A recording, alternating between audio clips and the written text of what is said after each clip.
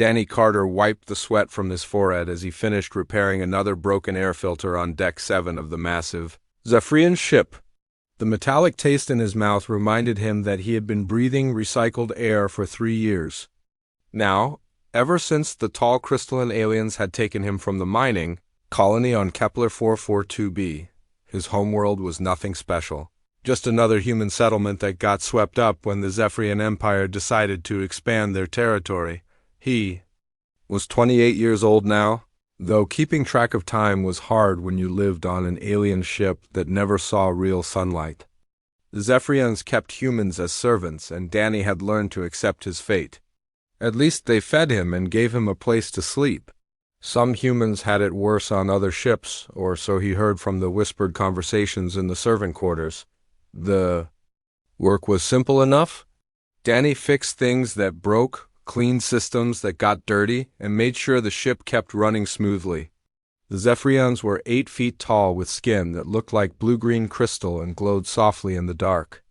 They rarely spoke to humans directly, preferring to give orders through their translation devices that turned their clicking sounds into basic English. Today started like any other day. Danny woke up in his small room, ate the nutritious but tasteless meal that came from the food dispenser, and checked his work tablet for daily assignments. The screen showed a list of maintenance tasks, but something seemed different. Usually his jobs were all in the lower decks where the humans lived and worked. Today, the tablet was telling him to go to Sector 7 Delta in the Royal Residential area. Danny stared at the screen and blinked.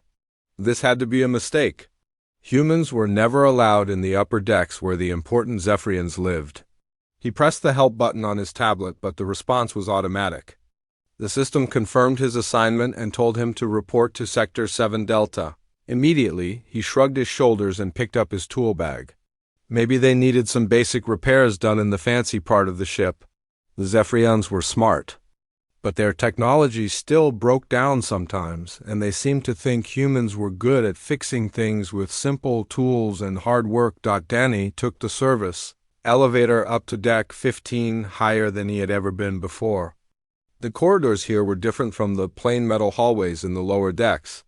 The walls had smooth curves and were covered in materials that seemed to shift color as he walked past. Strange symbols were carved into the surfaces, probably Zephyrian writing that told stories of their great empire. As he walked deeper into the upper decks, Danny noticed that he had not seen any other servants. Usually there were humans and other alien species cleaning and maintaining every part of the ship.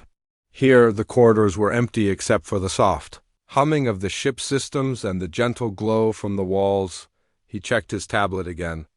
The map showed that Sector 7 Delta should be just around the next corner. Danny turned left and found himself in a wider corridor with doors that were much larger than the ones in the servant quarters. Each door had different symbols carved into its surface, and some had small lights that pulsed in patterns he did not understand. Danny found the door, marked with the symbols that matched his tablet display. He pressed the entry button as he always did, expecting to find a storage room or maintenance chamber. The door slid open silently, and he stepped inside. The room was nothing like what he expected. Instead of machinery or storage containers, Danny found himself in a large chamber filled with growing plants. The ceiling was transparent, showing the stars outside, and warm light came from hidden sources that felt almost like real sunlight. The air smelled fresh and clean, with hints of flowers and earth, but what made Danny stop and stare was not just the garden itself. It was the tall figure kneeling beside a row of small plants, carefully tending to them with long, delicate fingers. The figure was clearly a Zephyrian, but unlike any he had seen before.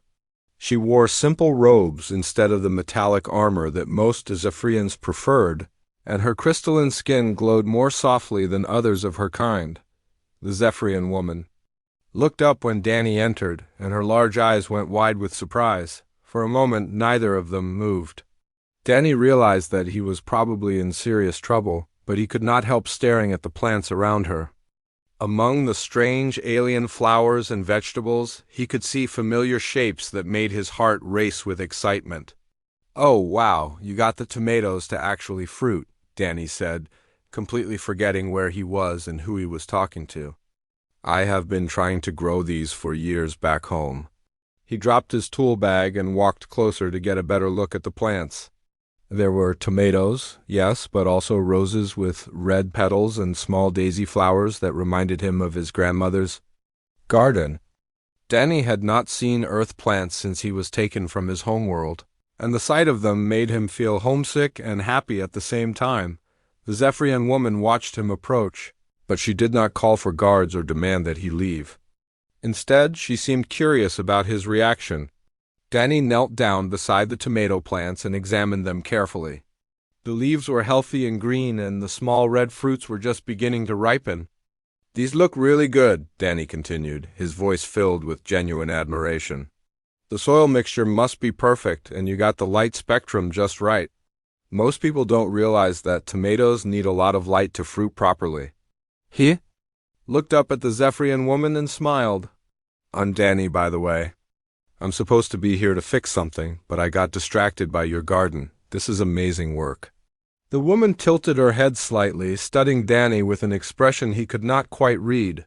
Her skin continued to glow with that soft, steady light, and he noticed that her eyes were a deep purple color that seemed to contain tiny stars. When she spoke, her voice was different from other Zephyrians he had heard. It was softer, more musical, and she spoke English without using a translation device. "You know about growing things," she said, and it was not quite a question. "A little," Danny replied, settling more comfortably beside the plants. "My grandmother taught me when I was young. She always said that plants were like people in some ways. Give them what they need, treat them with respect, and they will flourish." The Zephyrian woman stared at Danny for a long moment, her purple eyes reflecting the soft light from the garden. She had never heard a human speak to her with such casual friendliness. In fact, she had never heard anyone speak to her that way. For nearly 50 years, every conversation she had was filled with formal words and careful respect that felt more like fear than genuine politeness. "Your grandmother sounds wise," she said finally, her voice carrying a note of curiosity that surprised even her. "Tell me about these techniques you mentioned." Danny's face lit up with enthusiasm.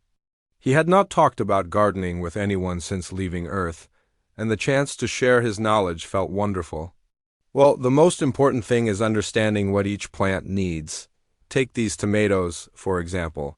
They love warmth and lots of light, but they also need good drainage.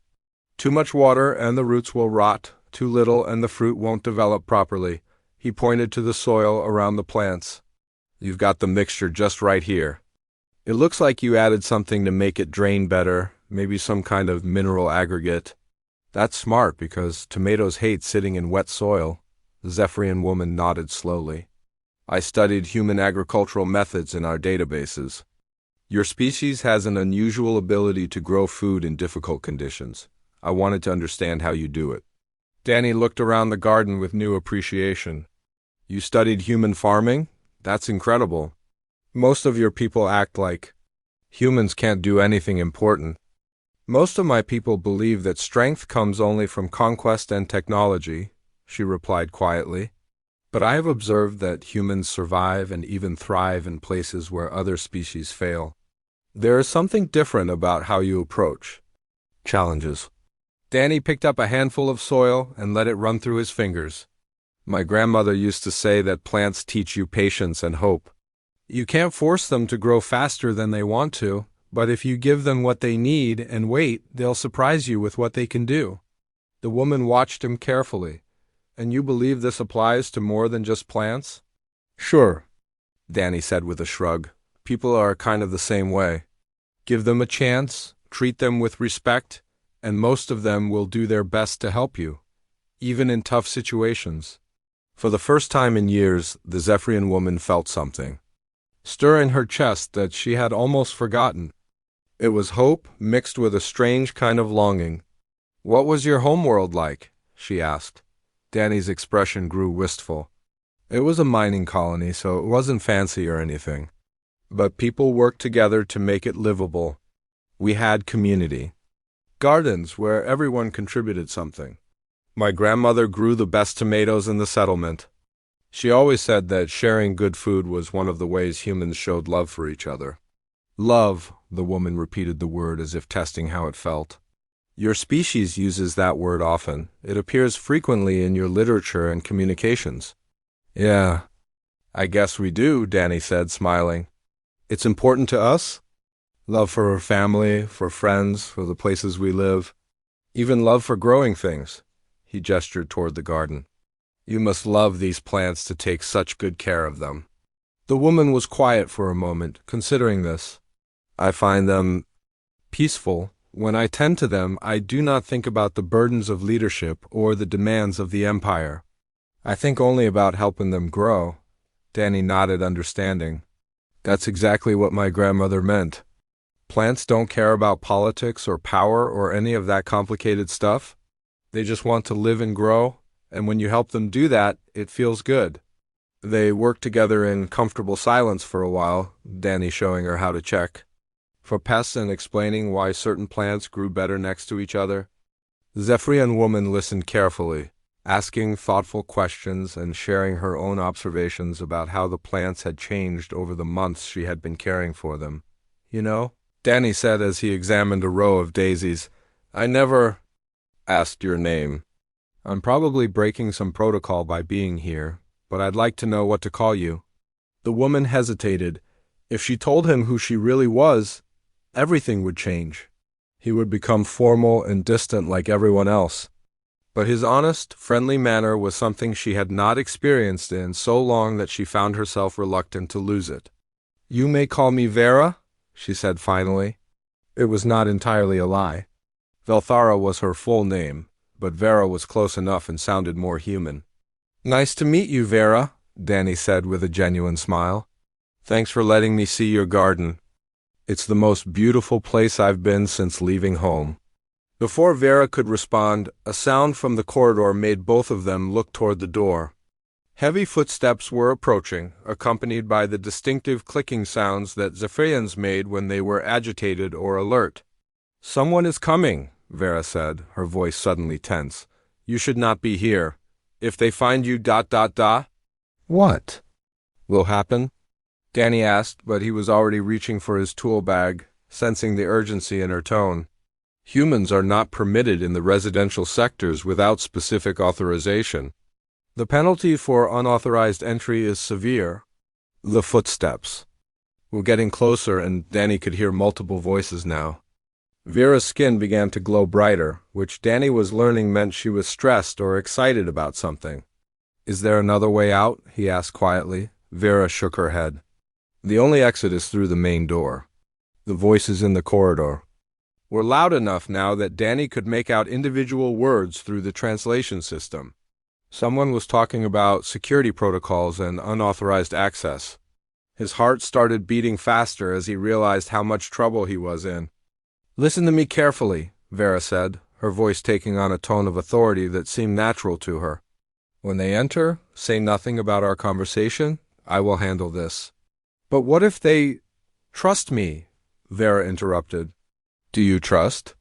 Me, Danny. Danny looked into her purple eyes and saw something there that made his decision easy.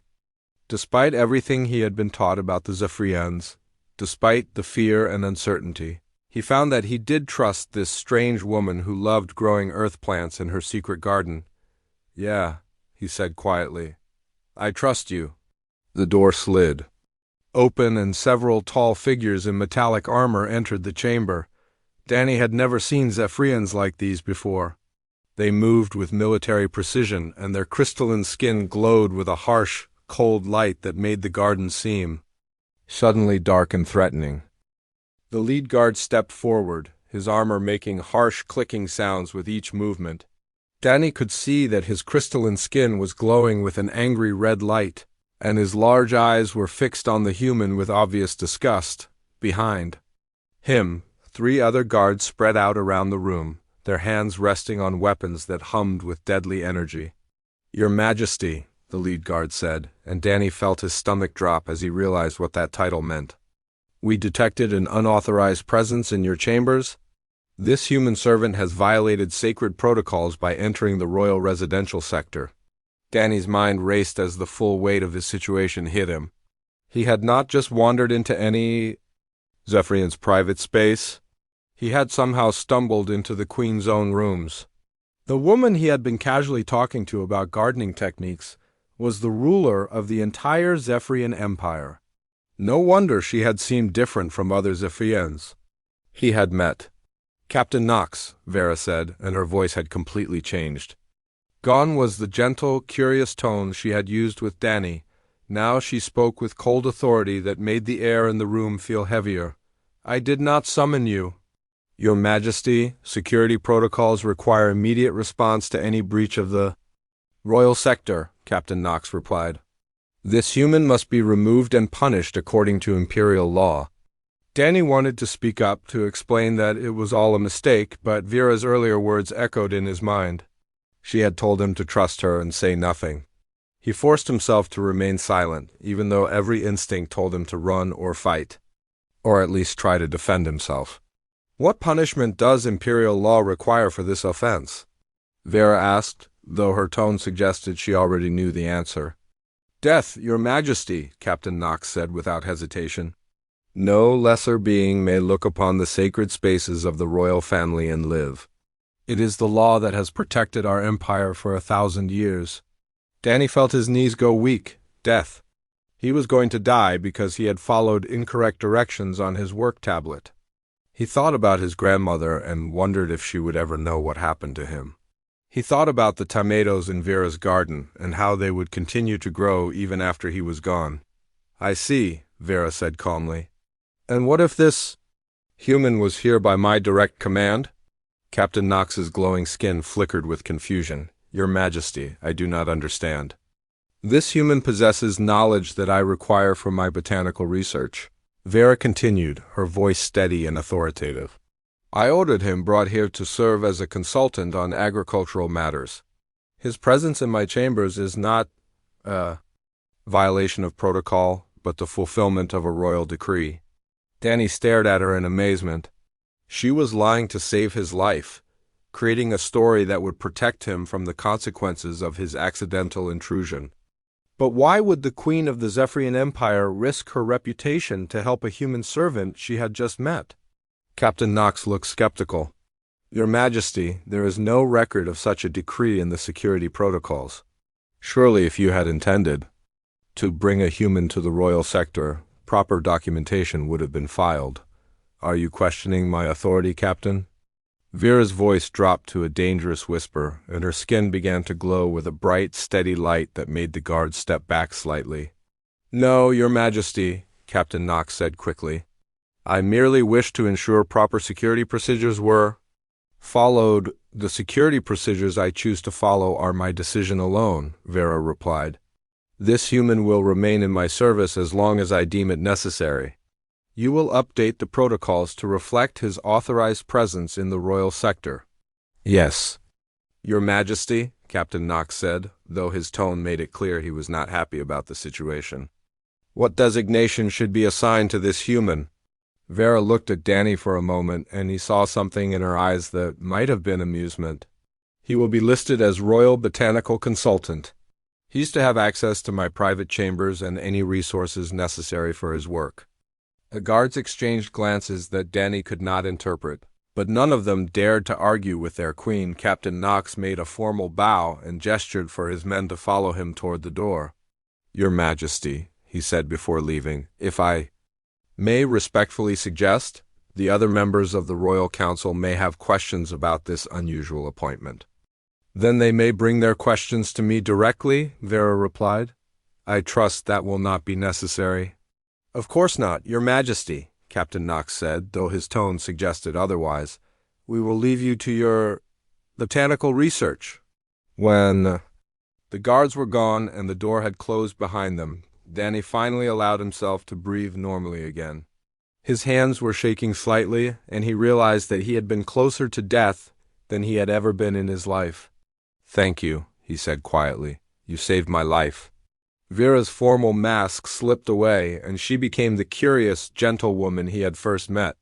"You trusted me when I asked you to remain silent. That trust deserved to be honored. But why?" "Danny," asked. I'm just a human servant. Why would you risk lying to your own guards to protect me? Vera was quiet for a long moment, looking out at the stars through the transparent ceiling of her garden. In 50 years of rule, no one has ever spoken to me the way you did today. No one has ever treated me like a person instead of a symbol that is worth protecting. Danny felt a strange warmth in his chest. Is it really that bad? Being the queen, I mean.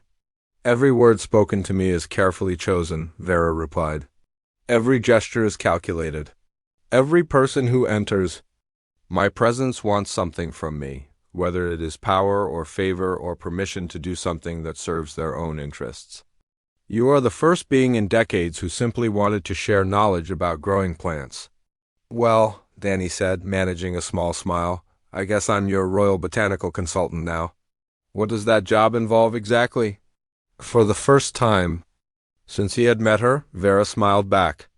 It involves helping me understand how humans can thrive in impossible conditions, and perhaps teaching me more about patience and hope. Danny looked around the garden with new eyes. I think I can do that. But I should probably warn you, I'm going to need to learn a lot more about Zephyrian plant biology if I'm going to be. Any help, then we will learn together, Vera said. I believe that is what friends do. The word friends hung in the air between them like a promise of something neither of them had expected to find. Danny realized that his accidental intrusion into the Queen's chamber had changed both their lives in ways they were only beginning to understand. 3 weeks had passed since Danny became the royal botanical consultant, and life aboard the Zephyrian ship had changed in ways he never expected. Every morning he would report to Queen Vera's chambers to tend the garden and discuss new planting techniques. Their conversations had grown beyond simple gardening advice into something deeper and more meaningful. Danny had learned that Vera was not just interested in growing plants for their beauty. She was studying human agriculture because she believed it held secrets about survival and cooperation that the Zephyrian Empire needed to understand. The more time they spent together, the more she shared her concerns about the direction her people were taking. We conquer worlds and take their resources, she had told him one day while they worked side by side planting new seeds. But we never learn from the people we defeat. We assume that our way is the only way worth knowing. Danny had been careful with his response. Even though Vera treated him as a friend, he was still a human servant talking to the ruler of an empire that had enslaved his people. Maybe that's why humans have survived in so many different places, he had said. We're good at learning from others and adapting to new situations. Now, as Danny worked in the garden, he could see that Vera was troubled about something. Her skin was glowing with the dim, flickering light that meant she was worried, and she had been unusually quiet all morning. When he asked what was bothering her, she had simply said that there were difficult decisions ahead. The answer came that afternoon when Captain Knox arrived with a group of senior officers. Danny recognized the tall, imposing figure of Admiral Blake, the military commander who was responsible for conquest operations. The Admiral's skin glowed with the harsh red light of anger, and his eyes were fixed on Danny with obvious disgust. Your Majesty, Admiral Blake said, his voice carrying the formal tone that all Zephyrians used when addressing their queen. We have received urgent communications from the High Command. The human colony on New Texas has launched a rebellion against imperial authority. Danny felt his heart skip a beat. New Texas was one of the newer human settlements, established by families who had fled Earth before the Zephyrian conquest. If they were rebelling, it meant they were desperate enough to fight against impossible odds. What is the nature of this rebellion? Vera asked, though her tone suggested she already suspected the answer. They have destroyed 3 Imperial outposts and killed over 100 Zephyrian soldiers, Admiral Blake replied. They are using guerrilla tactics and hiding among the civilian population. The situation requires immediate and decisive action. What action do you recommend? Vera asked quietly. Complete pacification, Admiral Blake said without hesitation. We will bombard the colony from orbit until all resistance is eliminated. The human population will be relocated to more secure facilities where they can be properly controlled. Danny felt sick. Complete pacification meant the death of millions of innocent people. Men, women, and children who had done nothing wrong except live on a world that the Zephyrians wanted to control. He wanted to speak up, to argue against the plan, but he knew that his words would carry no weight with the military commanders. How? Many civilians live on New Texas? Vera asked. Approximately 15 million humans, Captain Knox replied. The military analysis suggests that elimination of the civilian population is necessary to prevent future uprisings. Elimination, Vera repeated the word as if testing how it sounded. You mean genocide. Admiral Blake's skin flared brighter. Your Majesty, the humans on New Texas have shown that they cannot be trusted to live peacefully under imperial rule. Their continued existence poses a threat to the stability of the Empire. Danny watched Vera's face carefully. Her expression was calm, but he could see the tension in her shoulders and the way her hands gripped the edge of the planting table. She was being asked to authorize the murder of 15 million people, and he realized that this was the kind of impossible decision that came with being a ruler. I need time to consider this matter, Vera said finally. I will give you my decision tomorrow. Your Majesty, Admiral Blake said, every hour we delay gives the rebels more time to strengthen their defenses. Swift action is essential. I said I need time, Vera replied, and her voice carried a note of authority that made the Admiral step back. You will have my decision tomorrow. When the military officers left, Danny and Vera sat in silence for a long time. The garden around them seemed peaceful and safe, but Danny could not stop thinking about the families on New Texas, who were facing extinction because they had dared to fight for their freedom. 15 million people, Vera said quietly. 15 million lives that depend on my decision. What will you do? Danny asked, though he was afraid to hear the answer. I do not know, Vera admitted. If I refuse to authorize the attack, the High Command will question my fitness to rule. They may remove me from power and install someone who will not hesitate to destroy New Texas. And if you approve the attack? Vera looked at him with eyes that seemed to hold the weight of the galaxy.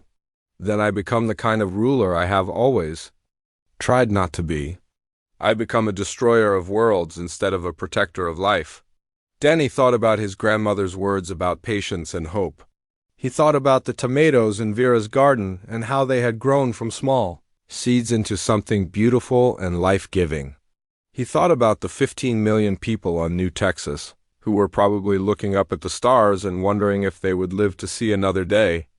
Maybe there's another way, he said carefully. Maybe there's something between total destruction and letting the rebellion continue. What do you mean? Danny took a deep breath. What if you went to New Texas yourself? What if you tried to talk to the rebels instead of just bombing them? Vera stared at him. Talk to them? Danny, they have killed Imperial soldiers. They have declared war on the Empire. But why? Danny asked. Why would people risk everything to fight against an enemy they can't possibly defeat? Maybe if you understood what drove them to rebel, you could find a solution that doesn't require killing millions of innocent people. The High Command would never approve such a plan, Vera said. They want swift, decisive action. Then don't tell them, Danny said. You're the Queen. You have the authority to lead the fleet to New Texas. What you do when you get there is your decision. Vera was quiet for a long moment, considering his words. If I tried diplomacy instead of destruction, I would be defying centuries of imperial tradition. I would be risking my crown and possibly my life. But you might say 15 million people, Danny said quietly. Isn't that worth the risk? Vera looked at him with something that might have been admiration. You have a way of making complex decisions seem simple. Maybe they are simple, Danny replied. Maybe we just make them complicated because we're afraid of what the simple answer might cost us. Queen Vera stood on the bridge of her flagship as the Zephyrian fleet approached New Texas. The planet hung in space like a blue and green jewel, beautiful and peaceful from this distance. It was hard to believe that this world was about to become the center of a conflict that could change the future of the entire galaxy. Merrill Blake stood beside her, his crystalline skin glowing with anticipation. Your Majesty, the fleet is in position for orbital bombardment. We can begin the attack on your command. Not yet, Vera said quietly. Open a communication channel to the planet. Admiral Blake's glow flickered with confusion. Your Majesty, communication with the rebels is not part of the mission parameters. I am changing the mission parameters, Vera replied. Open the channel. Danny watched from his position near the back of the bridge. As the Royal Botanical Consultant, he had been given permission to observe the operation, though most of the crew still looked at him with suspicion and disgust. He knew that Vera had brought him along because she valued his perspective, but he also knew that his presence made the military officers uncomfortable. The communication officer, a young Zephyrian named Lieutenant Gray, looked uncertainly between the Queen and the Admiral. Your Majesty, I have established contact with the new Texas colonial government. Put them on the main screen, Vera ordered. The view screen shimmered and showed the interior of what looked like a simple office building. 3 humans sat at a table, 2 men and 1 woman, all wearing the practical clothes of colonists rather than military uniforms. They looked tired and frightened, but their eyes held the determination of people who had decided to fight for something they believed in. I am Queen Velthara of the Zephyrian Empire, Vera said, using her full name and title. I have come to New Texas to discuss the current situation? The woman in the center of the group leaned forward. Your Majesty, I am Governor Lisa Martinez of New Texas. We are honored by your presence, but we will not surrender our freedom. I am not here to demand your surrender, Vera said, and Danny could see Admiral Blake's skin flare with shocked anger. I am here to understand why you have chosen to rebel against imperial authority. Governor Martinez looked surprised by the question. Your Majesty, our people came to this world to build new lives. We have worked hard to make the land productive and create communities where our children can grow up safely. But your imperial officers treat us like slaves and take the fruits of our labor without giving us anything in return. The Empire provides protection and security, Admiral Blake interrupted. That is more than sufficient compensation for your labor. Protection from what? One of the men asked. The only threats we face come from the Empire itself. Our children are taken from their families to work in your factories. Our crops are seized to feed your armies. Our people disappear in the night and are never seen again. Danny felt his stomach tighten. The man was describing the same kind of treatment that humans received throughout the Empire. He had been lucky to end up as a maintenance worker instead of something worse, but he knew that many humans suffered under Zephyrian rule. These are the necessary costs of maintaining order, Admiral Blake said coldly. Your species lacks the discipline to govern itself effectively. With respect, Admiral, Governor Martinez replied, we governed ourselves quite well before your people arrived. We had farms and schools and hospitals. We had laws that protected everyone, not just the powerful. Vera listened to the exchange. Without speaking, her expression thoughtful. Danny could see that she was weighing every word, trying to understand both sides of the conflict. What would it take for you to end this rebellion? Vera asked finally. We want the right to govern ourselves, Governor Martinez said. We want our children returned to their families. We want fair compensation for our labor and resources. We want to be treated as partners, not property. Admiral Blake's skin was now glowing so brightly that it hurt to look at him. Your Majesty, these demands are completely unacceptable. If we grant such concessions to one colony, every world in the Empire will demand the same treatment. And would that be such a terrible thing? Vera asked quietly. The bridge fell silent. Every Zephyrian officer stared at their queen in shock. Danny realized that Vera had just questioned the fundamental principles of the Empire in front of her own military commanders. Your Majesty, Admiral Blake said carefully, the Empire has maintained order for 1,000 years through strength and discipline. If we show weakness now, chaos will follow. Or perhaps cooperation will follow, Vera replied. Perhaps we will discover that willing partners are more valuable than unwilling slaves. She turned back to the communication screen. Governor Martinez, I propose a different solution.